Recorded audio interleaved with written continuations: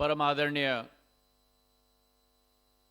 देश के यशस्वी प्रधानमंत्री महोदय नरेंद्र मोदी जी, मंच पर आसीन लेफ्टिनेंट गवर्नर साहब, एडमिरल डी.के. जोशी साहब, मेरे सहभागी आदरणीय जनरल वी.के. सिंह साहब, क्षेत्र के सांसद कुलदीप राय शर्मा जी, सचिव राजीव बंसल जी, डीजीसीए के अध्यक्ष विक्रम देवदत्त जी, भारत विमान प्राधिकरण के अध्यक्ष संजीव कुमार जी, मुख्य सचिव केशव चंद्र जी, मंच पर उपस्थित महानुभाव और आज इस विमानतल पर उपस्थित अंडमान और निकोबार क्षेत्र से सभी आए हुए सभी हमारे महानुभाव, आज एक ऐतिहासिक दिन हमारे लिए इस अंडमान और निकोबार में है, जब देश के हमारे प्रधान सेवक, देश के प्रधान रक्षक, देश के प्रधानमंत्री परम आदरणीय नरेंद्र मोदी जी आज वर्चुअल रूप से इस भव्य कार्यक्रम में हम सब के साथ आज जुड़े हुए हैं।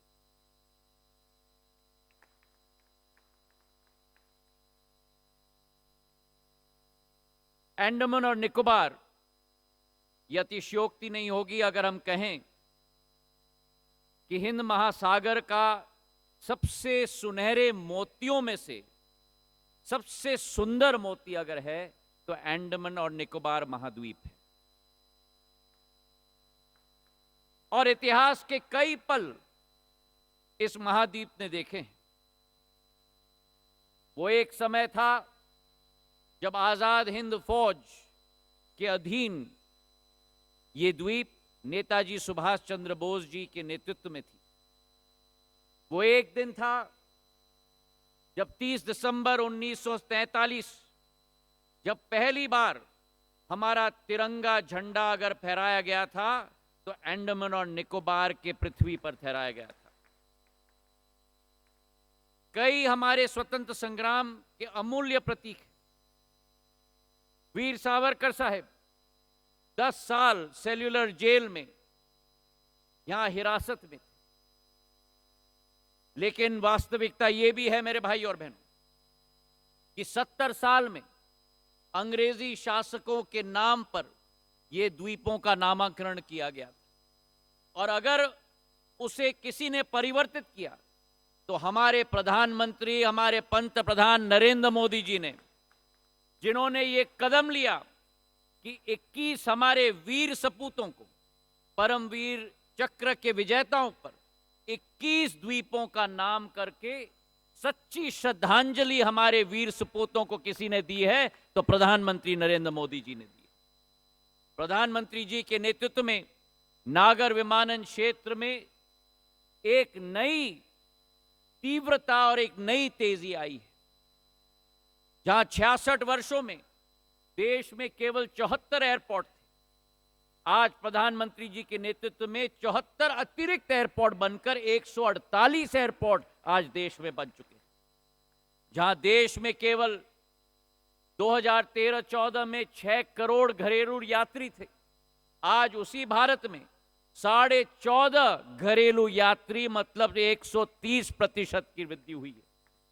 जहां एयरलाइंस की फ्लीट में केवल 400 विमान होते थे, 9 वर्षों में आज 700 विमान, 75% वृद्धि हुई है। और जिस देश में केवल 3 ग्रीनफील्ड एयरपोर्ट थे, आज उसी देश में प्रधानमंत्री जी के नेतृत्व में 11 अतिरिक्त बनकर 14 ग्रीनफील्ड एयरपोर्ट हो चुके हैं। लेकिन यह सफर प्रधानमंत्री जी का निर्देश है। प्रधानमंत्री जी का निर्देश है कि यह सफर निरंतर जारी रहना होगा।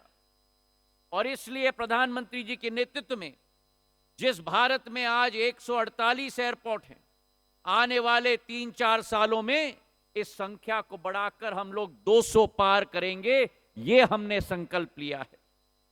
जिस भारत में केवल 14.5 करोड़ वर्तमान में घरेलू यात्री हैं, 2030 तक हमारा अनुमान है कि 42 करोड़ तक यह आंकड़ा पहुंचेगा।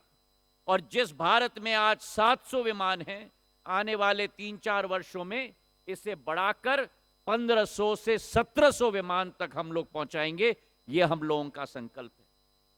आज प्रधानमंत्री जी के नेतृत्व में उड़े देश का आम नागरिक योजना, लोकतांत्रिकरण नागर विमानन सेवा का प्रधानमंत्री जी का संकल्प और सपना कि हवाई चप्पल पहनने वाला भी हवाई जहाज में उड़े, आज उस योजना के तहत करीब 1.5 करोड़ यात्रियों ने सफर किया है, जो पहला सपना ही देखते थे हवाई जहाज को देखकर। आज उसी के तहत 2,35,35,000 फ्लाइट्स चली हैं। और आज उसी के तहत 3 नए एयरलाइंस का जन्म भी हमारे देश में हुआ है। आज अंडमान और निकोबार में 572 द्वीपों का यह समूह, जो बंगाल के खाड़ी और अंडमान के जंक्शन पर स्थित भारत का सबसे महत्वपूर्ण अंग है। वीर सावरकर अंतर्राष्ट्रीय विमानतल का उद्घाटन आज प्रधानमंत्री जी के कर कमलों से किया जा रहा है। पूर्व में यह विमानतल केवल 7,500 वर्ग स्क्वायर मीटर का होता था। आज इसे बढ़ाकर 5 गुना 40,000 वर्ग स्क्वायर मीटर का विमानतल का उद्घाटन प्रधानमंत्री जी से किया जा रहा है। जहां 300 यात्रियों की क्षमता होती थी, आज 1200 यात्री प्रति घंटा की क्षमता के आधार पर यह महत्वपूर्ण विमानतल का उद्घाटन हो रहा है। और उसी के तहत जो प्रधानमंत्री जी की सोच और विचारधारा सदैव रही है, vocal for local, Andaman and Nicobar की अतुल्य बायोडाइवर्सिटी को भी स्थान इस विमानतल में दिया गया है। ऑयस्टर के आकार में ये विमानतल बनाया गया है और इस तरीके से डिजाइन किया गया है कि दिन के समय में लाइटिंग की जरूरत नहीं होगी। सूर्य के प्रकाश की रोशनी के आधार पे ही ये विमानतल प्रकाशित होगा। हमारे क्षेत्र में सस्टेनेबिलिटी के आधार पे भी इस विमानतल में double insulated proofing system, LED lighting, rain water catchment, solar water plant, और इसी के साथ साथ हमारा अनुमान है कि हमारे इस विमानतल के आधार पर हमारे पर्यटन के क्षेत्र में, हमारे अधोसंरचना में, हमारी आर्थिक गति में नई एक वृद्धि आएगी। प्रधानमंत्री जी की सदैव ये संकल्प रही है कि अंडमान और निकोबार में अधोसंरचना बढ़नी चाहिए। केवल ये विमानतल नहीं, लेकिन इसके अतिरिक्त 3 अतिरिक्त विमानतल शिवपुर में, कार निकोबार में, कैंपल बे में भारत सरकार के द्वारा स्थापित होने जा रहा है। और उसी के साथ 4 वाटर ड्रोम शहीद द्वीप में, शहीद द्वीप के साथ साथ हमारे स्वराज द्वीप में, आइलैंड में और पोर्ट ब्लेयर में 108 से 150 करोड़ कुल मिलाकर ये निवेश हमारे क्षेत्र में किया जा रहा है। प्रधानमंत्री जी के नेतृत्व में जो सोच और विचारधारा है भारतीय जनता पार्टी की, सेवा की, सुशासन की और गरीब कल्याण की, उसके प्रति हम सब समर्पित हैं।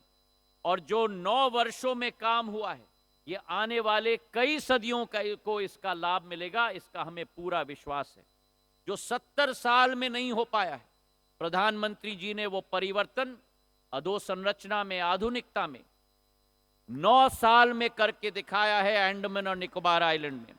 और हमें पूरा विश्वास है कि आने वाले समय में ये द्वीप समूह का गेटवे जो पोर्ट ब्लेयर है, रोजगार के लिए, शिक्षा के लिए और निवेश का गेटवे बनेगा। इन्हीं शब्दों के साथ बहुत बहुत शुभकामनाएं। धन्यवाद। जय हिंद।